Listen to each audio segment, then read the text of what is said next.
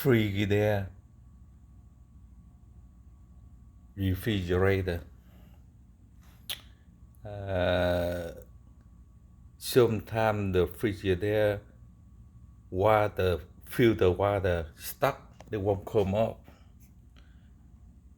Easy to cut them off.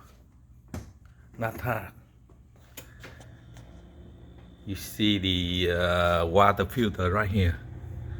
They say press it in on and off when you hear the click, but this one when you press in, they won't click. See, cannot cut out. And they say need to open this one to cut them off, but you, I don't need it. Just bend this one down a little bit. See, bend this one down a little bit, click in and off.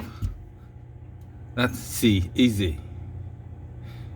Okay, and put them on again. Click on. See, if regular, you know, when you put them on, but they not good. See, sometimes. And you just bend this one down. See, bend this one down a little bit and click it. See, easy.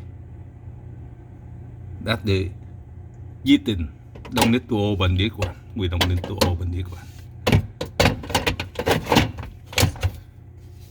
Okay.